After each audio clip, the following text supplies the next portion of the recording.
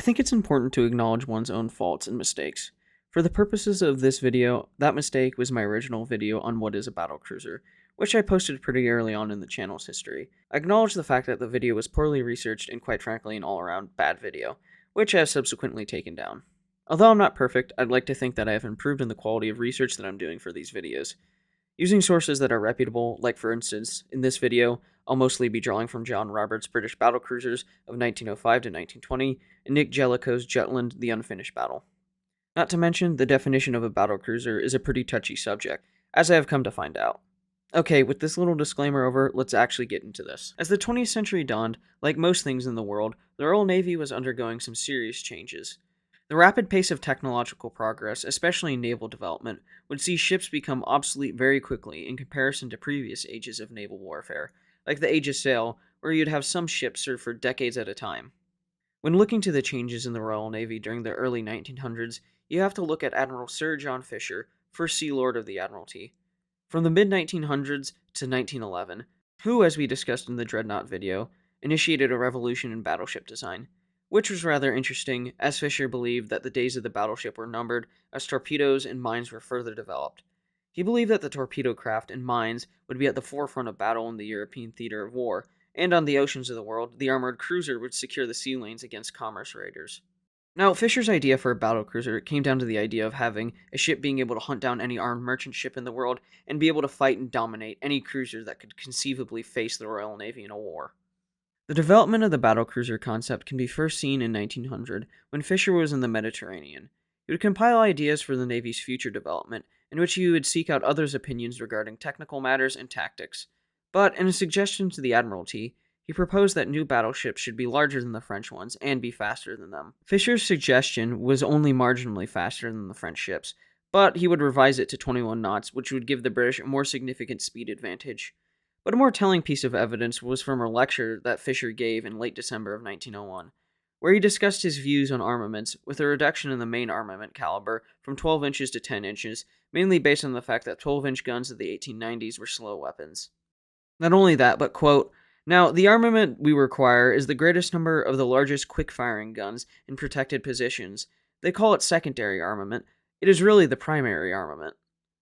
In this case, he was discussing the 7.5-inch quick-firing gun, which was meant to increase the accuracy at long ranges to compensate for the thickness of armor and increase the hitting power of these guns. Which really speaks to the overall idea that engagements are going to be at longer ranges than previously thought, which necessitated improvements in guns in general, with their mountings, rangefinders, control, and communication instruments.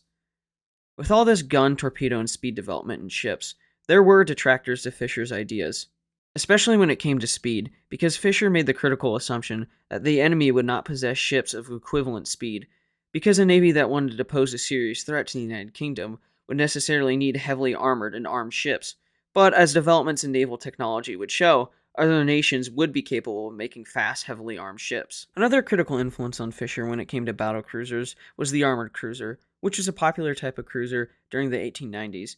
They would be about the same size of contemporary battleships and would be high speed, while carrying quick-firing guns. Britain's development of these ships started in the late 1890s, somewhat later on than other navies. Some of these ships would carry quite large guns, like Cressy and Drake, carrying single 9.2-inch guns as their main battery. He came to prefer the all-turret arrangement for the survivability of the gun and the reduction of danger in the extended ammunition supply routes in the ammunition passages. Another type of ship that influenced Fisher was the second-class battleship, which generally had lighter armor and were a bit quicker than their first-class counterparts. Fisher would blur the line when proposing the aforementioned ideal armament in that battleships should have their armor reduced to improve their speed, which by 1901 you can really start to see the battlecruiser idea forming. In 1902, when Fisher left the Mediterranean to take up the post as Second Sea Lord, some conclusions at the Admiralty were reached, one of which was the fact that large guns were of primary importance and that secondary caliber guns needed to be larger, which basically meant that British ships individually needed to be superior to their counterparts from other navies. Another significant influence on Fisher would come in 1903, when he was Commander-in-Chief of Portsmouth, where he continued his detailed work on plans to modernize the Navy. where some of his closest advisors advocated for ships with a uniform main armament, which came from recent testing for fire control development, where it had been determined that salvo firing was the best means of controlling guns at long ranges. In December of 1904, the issue of gun sizes came up for the upcoming battleship and armor cruiser designs, in which Fisher argued for 12-inch guns, and eventually he got his wish, which meant for the upcoming cruiser class, they would have 12-inch guns, meaning it would be eventually classified as a battlecruiser. The reason for this increase was decided upon was twofold: one, to provide a heavy scouting force, and two, to provide close support for the battle fleet in action. Another important note on this design choice was turbine machinery. This is an important aspect of the revolution brought forth by Dreadnought and the new battlecruisers. Not only would this machinery be a weight-saving initiative, it'd be more efficient, simplistic, and reliable. Detractors felt that this adoption would see a loss of maneuverability and a stern power. These design ideas would be further developed in Fisher's Committee on Design. For the armored cruiser, they were to consider having it a top speed of 25.5 knots, armed with 12-inch guns and anti-torpedo boat guns only. As I mentioned in the video on Dreadnought, as the Russo-Japanese War was going on, it provided critical feedback on what they were considering. The war, and specifically the Battle of Tsushima, would prove the value of armored cruisers, heavy guns, uniform armament, speed, and long-range gunfire. The committee would consider designs for the battleship first, and then would move on to cruiser designs. They would consider 6 perspective designs with varying turret layouts that would differ either slightly or drastically in their arrangements. The committee eventually decided that they preferred Design E, with some adjustments. They would continue to alter the design, with things like armor thickness on the belt, turrets, and other aspects of the ship, as well as reducing the speed to 25 knots, as well as approving the use of turbines to drive the ship. This design would also be known as the Invincible class of battlecruisers, the first of its kind in the world. The final design would display 17,250 tons standard displacement and 20,420 tons full load.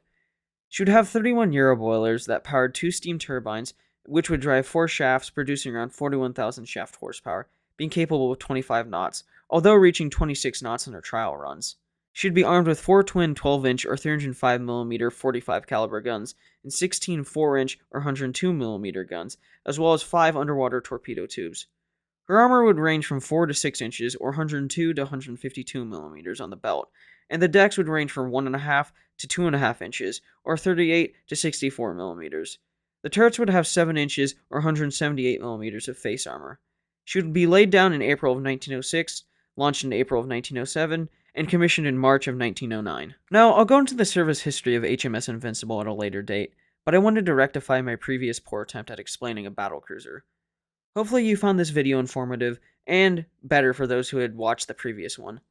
Thanks again for watching, and please remember to like and subscribe.